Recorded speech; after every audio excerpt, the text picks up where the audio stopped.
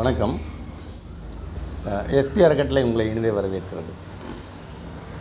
இதுவரைக்கும் நம்ம போட்ட வீடியோவில் நம்ம பார்த்தோம்னா நம்முடைய இந்த சேனலை சப்ஸ்கிரைப் பண்ண சொல்லி அதிகமாக கேட்கல.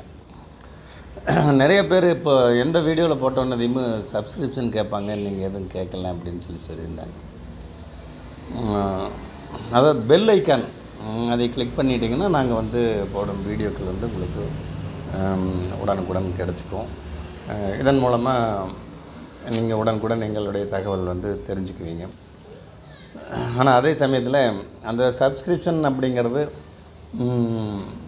எங்களுடைய ஒரு பார்வையாளராக நீங்கள் இருந்துகிட்ருப்பீங்க.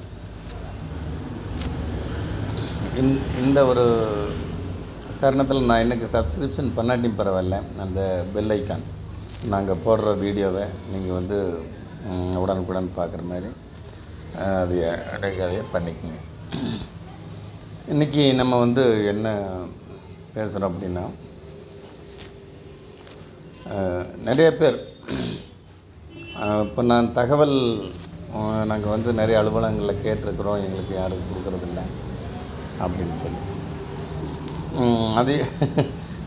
அது நிறையா ஒவ்வொருத்தருக்கும் பரிச்சயமாக நம்ம நிறைய செய்ய வேண்டியது இருக்குது. ஒரு விண்ணப்பம் எழுதி பழகணும், அதுக்கு பிறகு தகவல் அறிவு நிமிஷத்தில் சாதாரண ஒரு தகவலை கேட்கணும், கேள்வின்னு சொல்லக்கூடாது, சாதாரணமான தகவலை கேட்கணும். அதுக்கு பின்னாடி தான் நம்ம ஒவ்வொரு டிபார்ட்மெண்ட்டையும் தெரிஞ்சுட்டு அதில் என்ன தகவல் நம்மளுக்கு தேவையோ அதை நம்ம கேட்குற மாதிரி அதை எழுதணும்.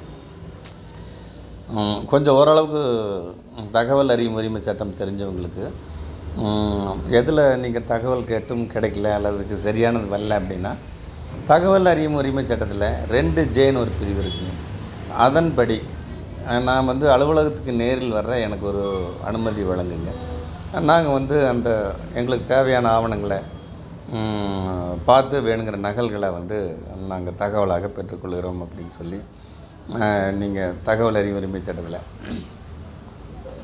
கேட்கும்போது உங்களுக்கு நிச்சயமாக அந்த வாய்ப்பு அவங்க நல்கித்தான் ஆக வேண்டும்.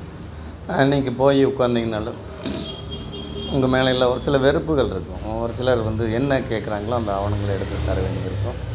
அந்த ஆவணங்களை நீங்கள் வாங்கி பார்த்துட்டு நம்மளுக்குன்னு தேவையான ஆவணங்களை இதையே எனக்கு நகல் வேணும், இது வேணும் அப்படின்னு சொல்லி அந்த நகல்களை நீங்கள் எடுத்துகிட்டு, அது நிறைய நகல்கள் இருந்ததுன்னா அதுக்கு ஒரு நகலுக்கு 2 ரூபாய் வீதம் நம்ம அதை கொடுத்துட்டு அந்த நகல்களை பெற்றுக்கொண்டு வரலாம். நன்றிங்க, வணக்கம்.